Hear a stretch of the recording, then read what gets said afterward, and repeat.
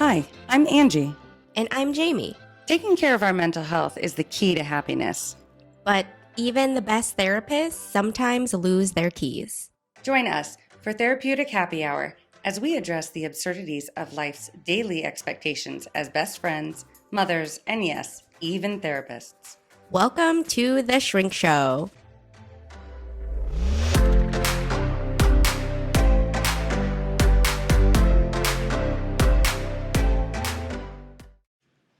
What are we talking about today, Jaime? I wore my hypnosis shirt Ooh. that I got when I was certified in hypnosis. It says shift happens. Yes. They like word puns like we like word puns. I love a good pun. It's so punny. Yay. So yes. We should talk about hypnosis. I think personally, everybody is always like, what? Hypnosis? I'd never do that. Or, what is that like? Or, no one will ever control me. Yeah, like mind control. Yeah. And I always say the same thing. Hypnosis is not what you think it is. I know. But it's funny because so I went through the training. I was kind of really pushed by my husband to do it. And I even went into the training with incorrect assumptions of what it was. So even when I was flipping through the manual and like in class, I was going, oh my God, what? I was shocked and appalled. So I could only imagine people who are more against it than my just general curiosity, the incorrect assumptions that come with it. And even my husband, he'll still to this day, even though I repeatedly tell him he's wrong, he'll be like, do hypnosis on me, but don't put me to sleep. And I'm like, you're not asleep. You're lucid. I mean, sometimes you can fall asleep. Well, though, and right? even if you do fall asleep, you're still talking to your subconscious, and your brain is still deciding whether or not it wants to accept that information. Kind of like, I can't just come up to you and be like, oh, I'm doing hypnosis, and now you think the sky is orange, because your brain's going to decide, well, no, I'm not going to believe that. That's not true. How does my brain decide that? So, when I'm not consciously aware, how in the bloody hell can I trust that my brain is going to decide that? Right. Well, so the way I break it down is what hypnosis is.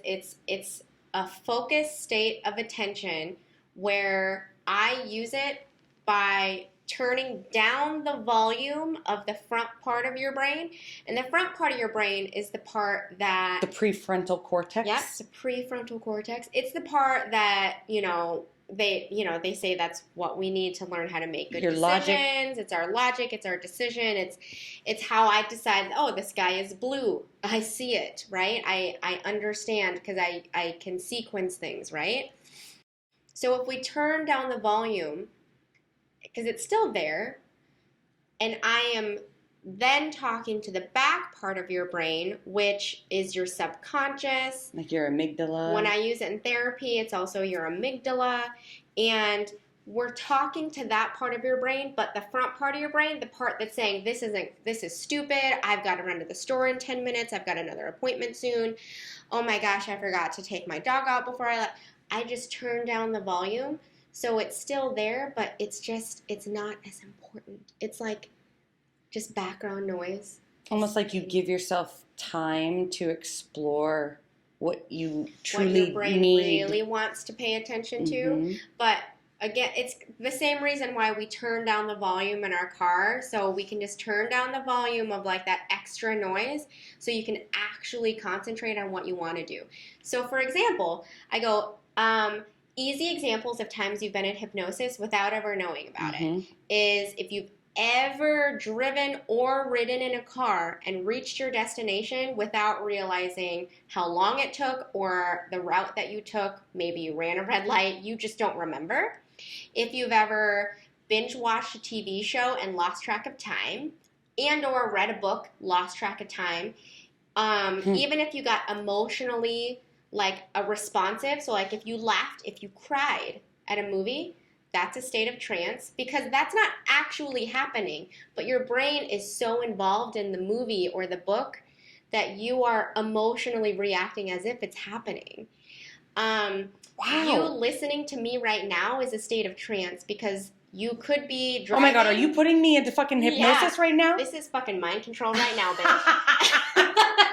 Oh, I'm going to listen to this episode and be like, when did I cluck like a chicken? But the fact that you can listen to me, and I'm sure your brain is also thinking of, we just ordered some dinner, so we're like, when's our food going to get here? I also have this to do later tonight. Oh, I've got a busy day tomorrow at work.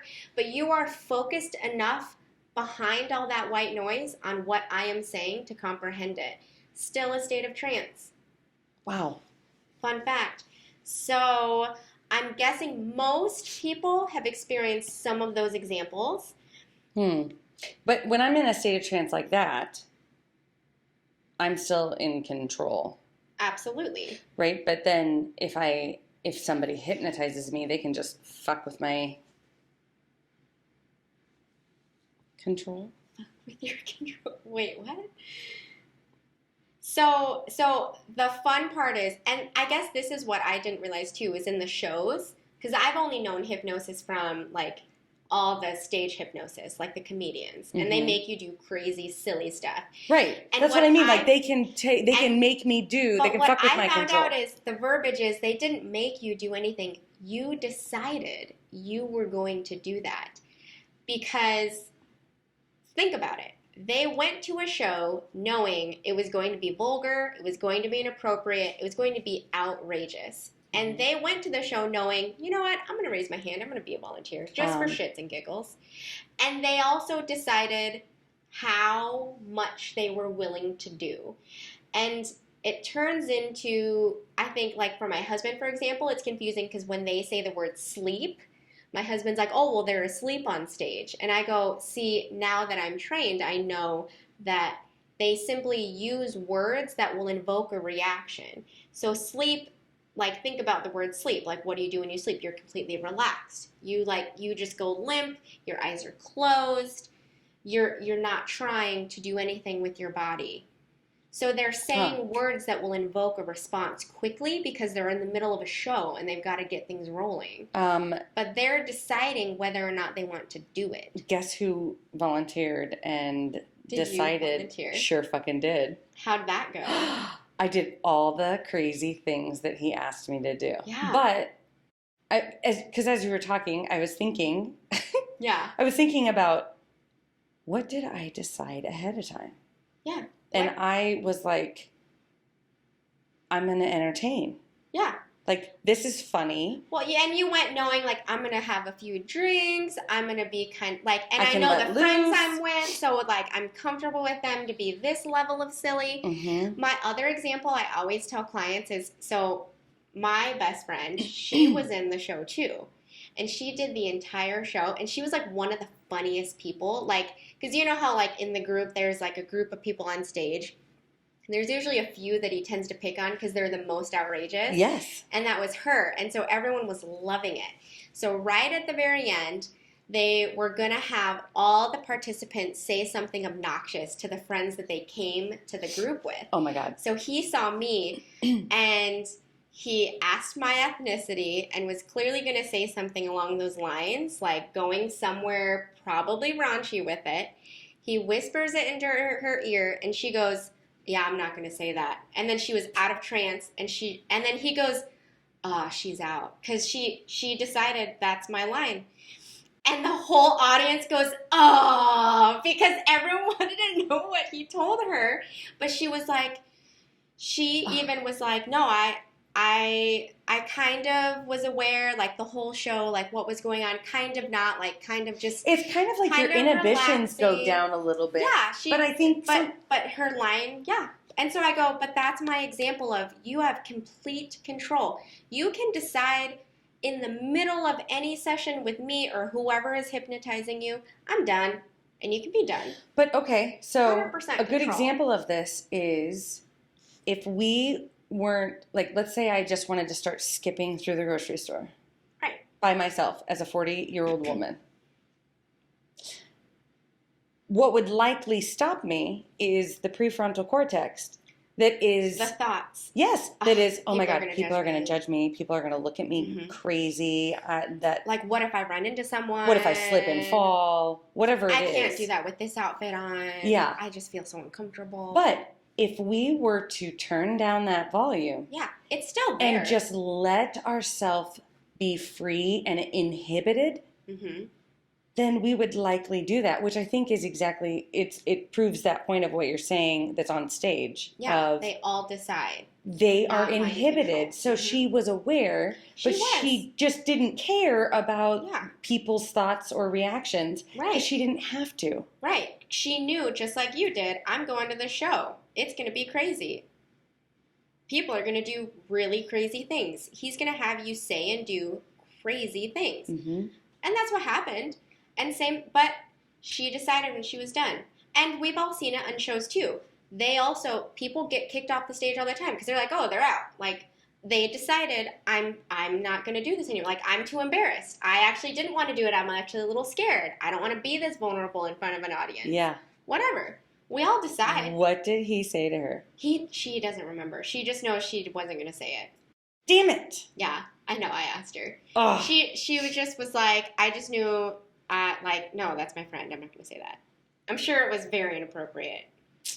Because, I guarantee you it was. 11 p.m., all sorts of things. But it, like, the whole audit, everyone was so upset. It was pretty funny.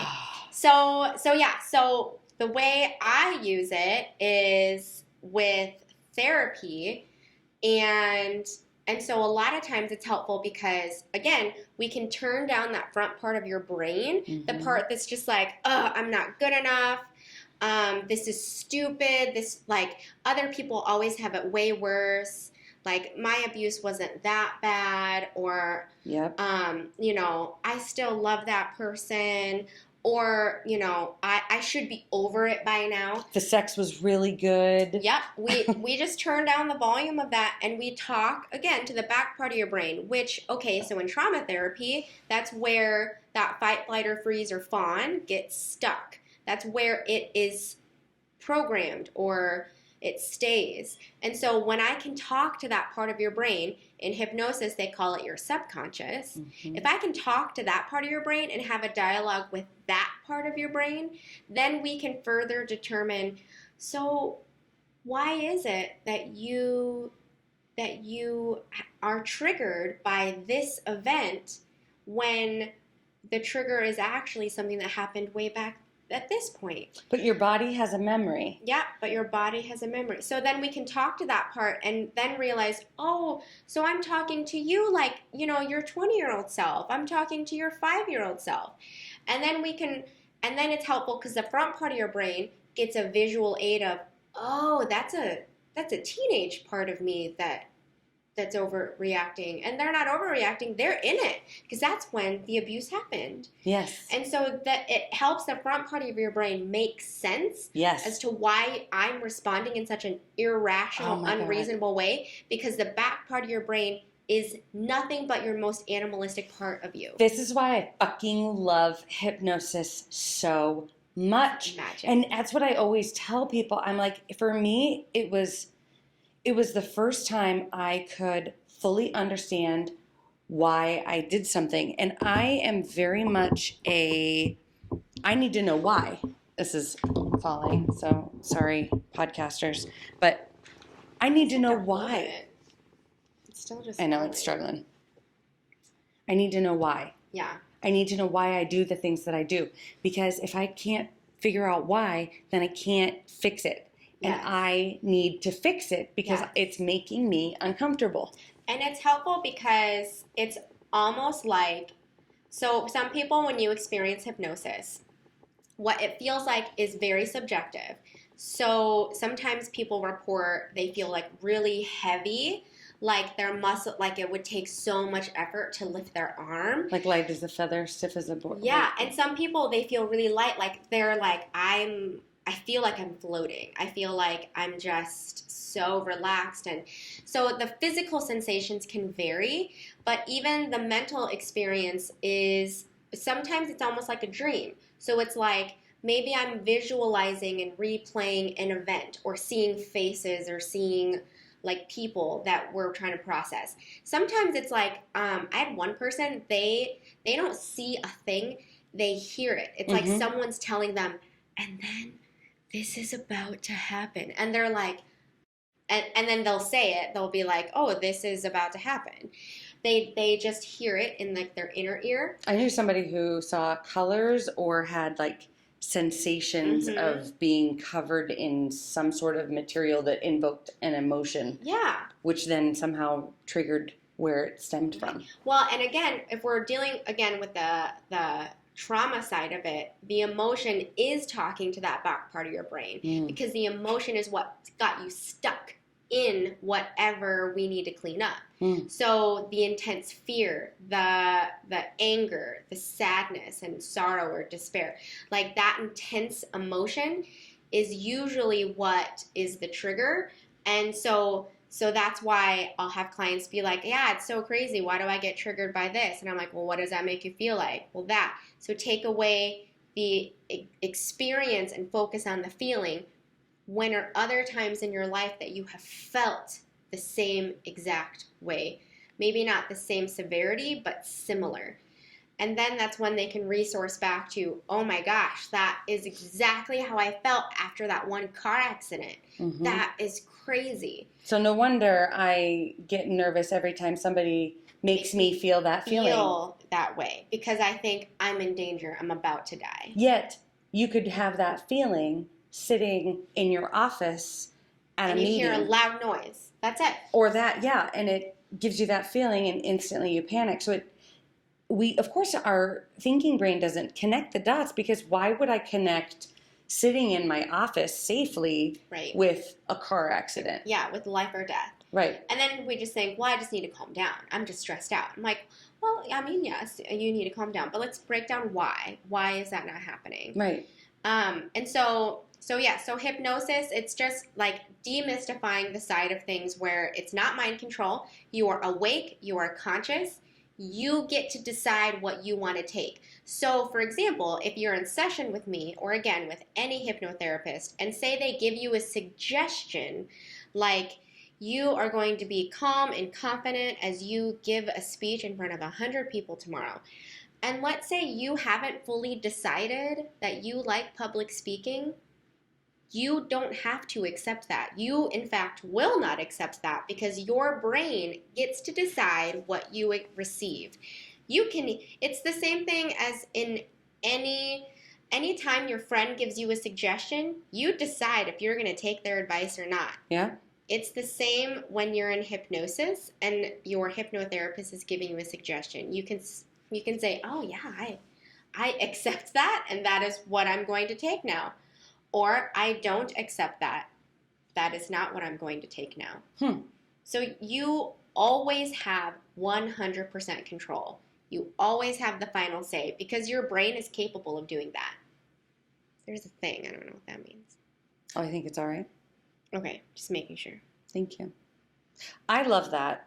I love hypnosis. I remember you did hypnosis for me. And you had me pick a topic or like an issue, like a problem. And for me, it was like, why? Like I felt like you felt like you couldn't speak. I wasn't heard. Yeah. Like, why don't people listen to me? But it was a sensation in your throat. That's what it started with. Was it? I remember because you were like, yeah, you were just like, I just remember it was your throat and you were like, I just feel like I can't say something or I feel like I'm yelling all the time. It was something along those lines. So I was like, sweet, focus on the feeling of whatever is happening in your throat. I don't know. Yeah. Because, so the way I also describe hypnosis is it's almost easy for the person being hypnotized and the hypnotherapist because it's like the two of us are joining hands saying, let's just listen to what the back part of your brain, what your subconscious, aka your amygdala, let's just listen to what it has to say. And it's great because that the part of your brain that wants to speak up and say why your throat hurts, why this is a trigger, we are just there to listen. And so it's nice because the person being hypnotized doesn't even have to try either. Yeah. And my job is simply to help you understand what is happening because just like most things, it's almost like having an extra set of ears and eyes to really dissect what is happening. But it's a neutral set of ears and eyes. Yep. That can that guide. hasn't already been in it. And doesn't know where it's going. So it's almost like, because I remember some of the questions hand in hand you together. asked were, you know, like, well, what do you, like, go back to the next relevant moment you felt that feeling, or the first time you remember feeling that feeling. And I remember I was in the womb, and it was, nobody believed my mom was pregnant. And my adult mind understands, obviously, she had said she was pregnant a gazillion times before and potentially miscarried or wasn't pregnant to begin with. And so nobody believed her when she was pregnant with me. And I remember being like a baby, like, I'm in here. Yeah. Listen. So crazy. Yeah. Fascinating. Because this also gets into theories, or maybe what research is trying to show is, our brain knows, and our body, like you said earlier, our body remembers what happened. But the front part of our brain wasn't developed in utero, or quite frankly, until about our 20s. So that says anything that happens early 20s, your front part of your brain that's trying to make sense of it all, make sense of the world, make logic, if that's not fully developed, no wonder things don't make sense. And so you're looking at things through the eyes of a grown-up, but if you haven't fully processed the scary, bad, life-threatening things that happened as a child, you're going to stay stuck in the scary, bad, life-threatening feeling, because you're going to be in a grown-up's body responding with these childlike responses. Well, and that also goes into, like, even my students at the behavioral school, who are often labeled, they're my favorite, but it's because they're reacting to severe trauma because their body remembers what it feels like to be out of control, to have somebody overpower you. And so I'll be damned if anybody's going to do that. And so their body's reacting, but their mind can't always make sense of it. Right. Which is why there needs to be more children hypnotherapists, because I want to empower my students to be the amazing rock stars that they all are, but they can't see it. Ugh. Anyway, I derailed. It's okay. But they need it. And everyone needs it. I know. Because, and then on the flip side, it doesn't always have to be the therapeutic side of things. Sometimes it's just a way to, again, have that lucid experience in which you can turn down the volume of the part of your brain that's going a mile a minute with your to-do list, with your grocery list, with your work list, with your kid's schedule, with life in general. If you could just turn that down and check in with, again, the amygdala, the subconscious part of your brain, the animal part of your brain, the part that's like on high alert, right? Because if you watch the news, you're on high alert. There's something bad happening. If you can always just check in with that part of your brain, because that's where self-hypnosis comes in. You can. That's what I was going to say. That's like meditation. Or I was even thinking at bedtime, like listening to, like, my husband can't sleep very well unless he has, like, the Calm app, rain sound. Yeah. Like, it's almost like it's distracting his front part of his brain. They say that meditation is the idea of like having no focus or trying to like push away like thoughts or distractions. But self-hypnosis is you have an intention, you have a thought, you know what you're thinking about. So it is a little different than meditation in the sense of you are intentionally thinking about fill in the blank. Okay, that's funny because that works for me, but I always assumed like that was just a different kind of meditation, because the don't think or focus on one spot and allow your mind to empty, I'm like that. I can't. My brain has 14 things. This is like, don't think, so I have to remind myself, don't think. So then I'm thinking about reminding myself not to think. Yeah. Like I can't, but I could explore. Like there's been times where I'm like, you know what? I want to figure out why I do X, Y, Z. Yeah. And then I just start walking in my brain, in my mind. Yeah. So that's self hypnosis because your intention is, okay, why do I do this? And then you probably take a walk and down your subconscious stairs to say, okay, this is what I'm figuring out. Uh-huh. Yeah. So I'm trying to think of other things that people, I don't know, typically assume or worry about with hypnosis. I mean, luckily, people in my life and family, all, at least in my immediate family and friends, they all are into it. So I haven't been met with a lot of questions. So I don't know what like naysayers say. Well, like my husband has never done it, and I've wanted him to do it. And we actually were talking about it last night because he made the statement, well, it's Jaime. Because I said, you should have Jaime do it.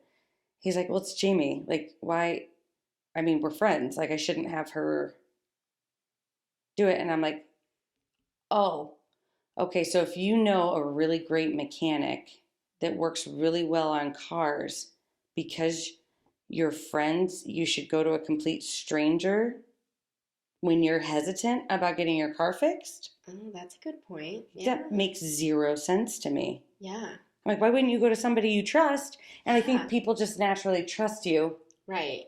Well, despite your resting bitch face. I know. That's just how my face looks, okay? And I'm not sorry. I'm not sorry. Fuck you. It's okay. But what's funny is I have told anyone who listens and all of my friends, I'm like, if you want to just try it for kicks, I will always do free hypnosis on my friends. Just because I get it. Like maybe you want to do the therapy side of it. And yeah, if you wanted to go to someone different, totally makes sense. But if you want to just try it out, maybe clean up one thing. Doesn't have to be like a thing that you got to do. Let's just try it and then see what happens. Because a lot of times it's people like that where they're like, I don't know, I just want to see. Even my husband was like that because he just kept thinking, I'm not hypnotizable. I also don't want to fall asleep. And again, he's my husband, so he was like, I'm gonna do it wrong and I'm gonna get yelled at. That was his fear. He's like, I don't want to do it. You're wrong. like, well, we need to process that shit right now. Well, and that's what I said. I go, girl, we got to clean that up. Like that comes from somewhere. You don't want to let me down. Where does that come from? Mm-hmm. And what was so funny is with him, we started with something like, I don't know, quote unquote easy, but his was on Sundays, especially Sundays, he would get so anxious just for the preparation of the beginning of the week. Like he wouldn't be able to sleep. He was jittery. He was irritable, like significant mood change. And like everyone kind of knew it. And he just was stressed out about work and knowing that he has a full week and like, oh, tomorrow's Monday. It's going to be really rough. And I want to know where this stems from. I know. But again, like losing sleep, right? So obviously it's affecting his ability to function. Oh, but that stems from somewhere deep. Oh, yeah. It always does. Always does. So I was like, okay, sweet. So we did just one, and I didn't even do the therapy side of things. I had him go, we went into trance. So like we relax his body because wherever your mind and body goes, they each follow each other. So when we start with a body relaxation, his mind relaxes, and then when his mind relaxes, his body relaxes, and he just goes. And so he went, and I just gave a few suggestions about how he's going to handle his anxiety and how he's going to handle his work week and see himself stepping into that. And really was just a few minutes. Honestly, wasn't very long. Pulled him back out. He can fall asleep truly at the drop of a hat. Probably has like what's that thing, narcolepsy? Yeah. Like he probably is narcoleptic. And he comes out and he's like, I think I fell asleep. And I'm like, yeah, you kind of did, but like that's fine because again, even when asleep, his brain can accept or reject whatever it wants. Mm-hmm. It will only accept whatever it needs to protect itself. I mean, thinking about whenever you've had a dream, everybody's had a dream where at some point they're like, oh, wait a minute. Am I dreaming? Like this is outrageous. This is really Not weird. right. Or that time where you come out of your dream and you're like, oh man, Yes. I was in such a good part, and you force yourself to go back to sleep or go back into the dream and then go on a journey. Yes. Oh my God, that's totally it. But that one, and ever since, he hasn't had any anxiety on Sundays. And you want to know what's funny? Is that little shit didn't tell me because I was too afraid to ask, and he doesn't talk about Isn't that feelings. funny? You were afraid to ask why? Because you didn't want to fail? Yeah, because I'm insecure and have problems, and I need to clean that up, obviously. I need someone to hypnotize me and clean up my brain. God, I've always wanted to do it. It was like months later. He was saying, "Oh, Jamie's certified in hypnosis, da da da da da," and then they also were like, "Oh, that's odd, like mind control, blah blah blah." And he goes, "Actually, Jamie did this one thing to me," and I go, "Well, yeah, I guess I haven't ever asked how apprehensively how's it going? Did it work? There are people here." And then he's like, "Yeah, I haven't had any since like literally that day," and I go, "Shut up! I had no idea." And then, yeah, I just was like, oh my gosh, I totally forgot to ask, even though in my head I was like, I was just too afraid. Isn't that crazy? I love it. Yes. Ah, so good. But his mind was ready. It was just ready to let that go. So, yeah. I think a lot of times it's easier to explain what it isn't because there are so many things that I think the media and that, again, just our experiences with comedians or movies, like in The Office, you won't get stuck in trance because again, your brain will realize I'm in a dream. I better wake up right now. You know what's actually? I was just thinking about how hypnosis is actually the safest and most reliable therapy versus talk therapy because your prefrontal cortex, your thinking brain, is not always reliable. No, it doesn't. It's actually most often it plays tricks on you. It sabotages you more often than not. And so it's flipped upside down as to what people truly think. They think the hypnosis is where I'm not safe. It's actually where you're the safest. Well, and I thought you were going somewhere different, but it's actually the safest in the sense of, so let's go back to my example of when you're driving in trance and you're like, I'm just on autopilot, not really aware of what's going on. You actually are safer because you are not using the front part of your brain, the part of your brain that's overthinking, overanalyzing. You're using the back part of your brain, which is the part that keeps you alive. The reason why we are animals. The reason why you flinch when someone like swings something at you or you hear a loud noise. The part of your brain that controls your body to respond before the front part of your brain knows, oh my God, that thing just came swinging at me. Because how many times have you like dodged something and then you realized, I didn't realize I was moving my body until halfway through the movement. And that part of your brain is who's doing the driving and making sure your foot is moving to the gas and the brake and steering and using your turn signal. Anyone who has taught a child how to ride a bicycle understands this concept. Oh God. They do. Because they just overthink it. If you overthink it and you try and you go slow, you inevitably will always fall. Yes. The way you ride a bicycle is by letting go. Reflex. And just allowing your body to go. Yeah, the reflex. That's the whole phrase of it's like riding a bicycle. It's doing it without thinking. Front part of your brain. Love it. Yeah, so fascinating. So I'm sure there are things that I didn't cover because I'm only thinking of the few things that I like spout at people that are helpful in them understanding what hypnosis is. So if there are questions or suggestions or comments, like other apprehensions that you might have, like, oh, I heard it's this, or oh, I'm afraid it's this, please let me know because I'd love to demystify it. Create some shifts in your life. Shift happens. Ooh, we should talk about our mugs. Oh yeah, I totally forgot. What does yours say? I did, because if someone was in trance, my suggestion would be, it's official, you're awesome. And now you're awake, and it's official, you're awesome. I love that. I You chose. chose a long ass one. I don't necessarily have to read it all, but Read it all. This- Act it out. this is from the show Psych. Oh, Did you ever watch Psych? no. Oh my God. It's about Perhaps I Sean. should. Sean and Gus, they're the best of friends, and Sean is pretending to be a psychic detective. He's not actually psychic in the show. Yeah. He is just so good at picking up on clues and seeing things. Mm-hmm. And to me, it signified hypnosis and the brain because there are clues everywhere.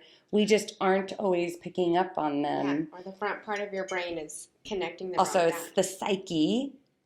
So this has, obviously, anybody who's seen the show, it has a pineapple because, and the biggest thing on here is, I've heard it both ways, which is one of my favorite quotes from that. I've heard it both ways. Also, the one that really got me was, did you hear about Pluto? That's messed up, right?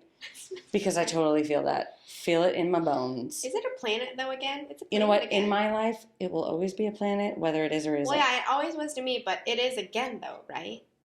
I'm not sure. According to the space people. But I'm also very attached to it because it's one of the ruling planets of Scorpio, and I'm a Scorpio, and I'm like, you're not going to fucking take away my ruling planet. You are personally offended. I am get personally it. offended. Okay. Don't take away Sorry. Pluto. Okay, I'm not. That little weirdo belongs to me, okay? Yeah. He beats to his own motherfucking drum. That doesn't make him not a planet. We have escalated, okay? This scorpion has come out. Wow. Holy shit. All right. Thanks for coming. Don't forget to like and subscribe. Bye. Yeah. God, you are so drunk. There is a lot. There was a lot more left in there than I thought. If you think we're cool, Or even if you don't, please like or subscribe so you'll stay up to date on all things The Shrink Show. feel free to follow us on Instagram, Twitter, or Facebook at The Shrink Show. You can also visit our website at theshrinkshowpodcast.com to check out some of our merch, submit your episode topic requests, tell us a funny story, or even donate money or gin to the cause. Thank you for choosing to spend a portion of your life with us. And remember, don't take yourself too seriously. Life is all a giant shrink show.